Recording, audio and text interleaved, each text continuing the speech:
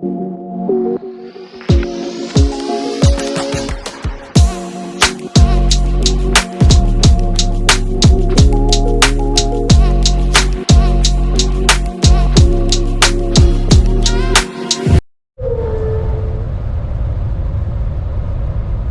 is going on, y'all? John's Logic back with another video. I know. I'm still sporadic in my uploads, but in my absence, I have a couple stories I want to catch you guys up on. So that's what I'm going to be doing. Right now we're in Ely, or we just left the Loves in Ely, Nevada. And man, it was a peaceful sleep. I'm not gonna lie to you. It was quiet. Now, I did make the mistake because technically I was only going to take a nap and then drive another 200 miles. But I've got all the time in the world on this load. It's oh yeah, I can talk about this load. This is a tour load that I got offered. It's actually pretty good. It pays pretty well. I have to do, I have to sit on it for a couple days. But I mean, it's worth it. I mean, it's just over like $1,000 a day, I think, like $1.10 maybe. Now, like, paid to me, it's just under, I think it's like $920 a day. 920, something like that. Basically, for the 9 days I'm gonna be on this load, I picked up in Vegas, drive it up to Seattle, Washington, sit for a couple days, pick the equipment back up from Seattle, Washington, and take it right back to Vegas. Total's like 2,100. No, it wasn't even that high. It was just under 1,200 miles one way, so about 2,310, 315 miles, something like that. Gross to the truck with Landstar's cut was like 11.5, and gross paid to me with my breakouts and everything after Landstar's cut, I think it's like $9,048, something like that. And to me, no miles, basically straight revenue profit. I just have to drive through a couple mountains. That's a win-win for me. So that's what we're doing, but that's not what the story time is about. But I know a lot of people ask, and I'm under a contract with a certain place that when I take those loads, I can't talk about them. So when I do have regular loads, that's when you get recorded videos like these. So with this, we'll start the story time, because that's the end of that. So last week, or maybe a week prior, probably a week prior, basically the past 2 to 2.5 weeks, I don't know if you guys have heard, but the Volvo 860 can like convert to a long nose Volvo, because the fuel mileage that I was getting on this truck, which I'll put it on the screen like right here somewhere, man, talk about, so that screenshot I actually filled up. So when I do my fill ups, I reset my trip meter. That way I can track, I can catch if I have an issue going on with my truck by, looking at my fuel mileage. So ever since before that Santa Rosa, New Mexico accident I was in, ever since around that time, my truck, for whatever reason, was only getting about 4.8 to about 5.3 miles to the gallon. And that persisted for like a week and a half, and I called my mechanic, explained to him the situation. I was like, I don't know what's going on. I haven't changed anything. I know I had some winter fuel. I know it's gonna take a little bit of a hit, but coming from high 7s, low 8s down to 4, obviously something is wrong. So explained to him the situation, see what he thought. He asked me if I changed my fuel filters, and I was like, yeah, I did. I had to replace them because they got clogged up.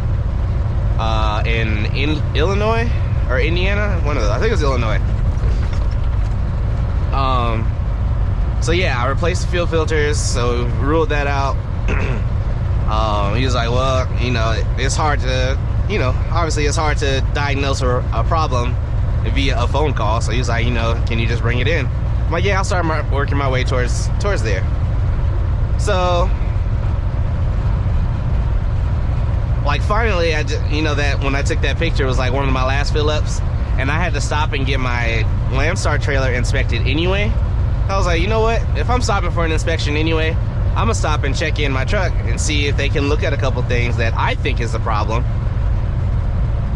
Because obviously, this is not a good thing.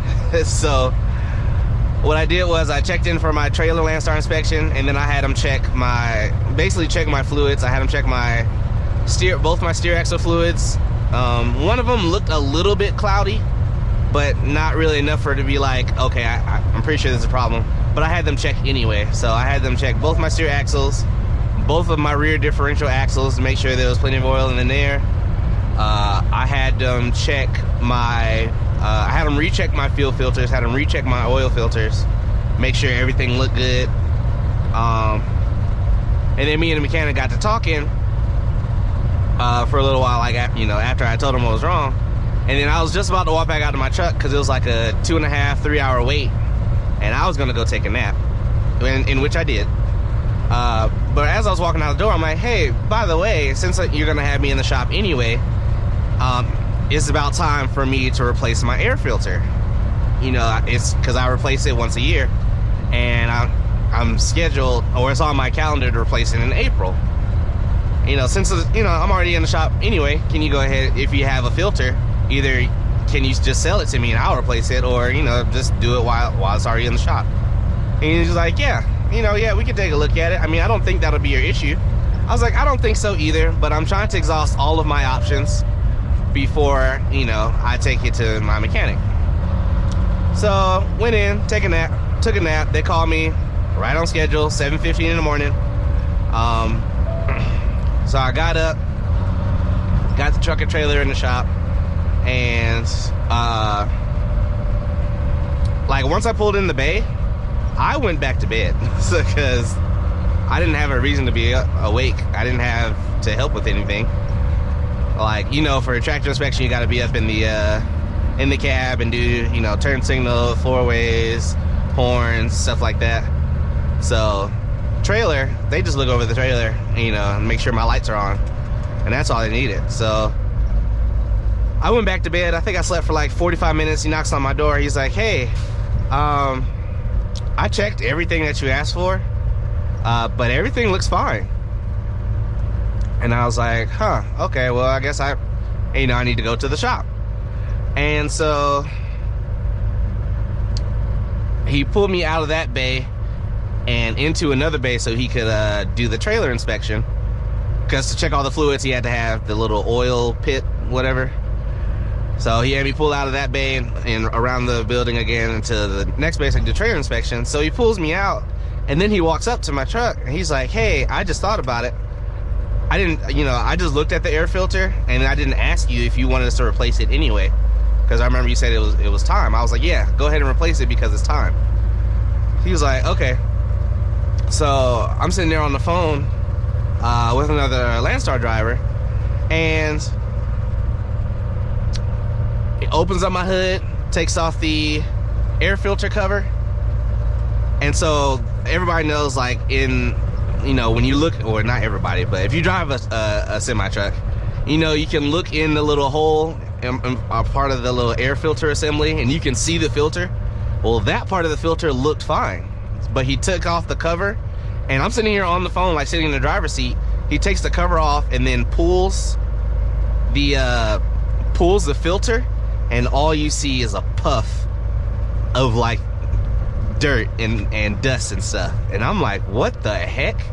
So like I lean up because my filter's over there, so I lean up and look at, see what the heck that was.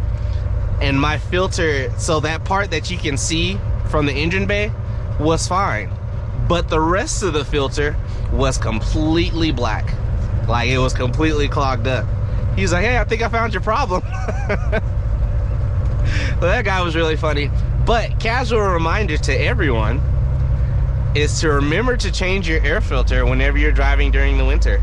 So I'm gonna start going off of mileage, and you know, and obviously I went through a couple winter storms where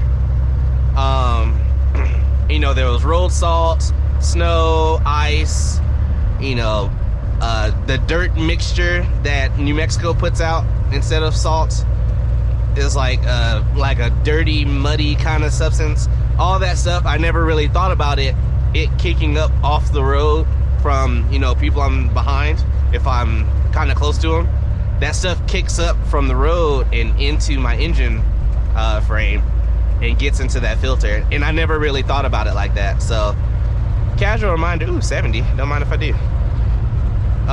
Casual reminder, replace that air filter if you've driven through some not so clear weather conditions, because right now, you know, it's cold. Yeah, it was like 30 degrees or something like that up here, and I'm still in Nevada, so, and I gotta go up 2 more states, so that's gonna be fun.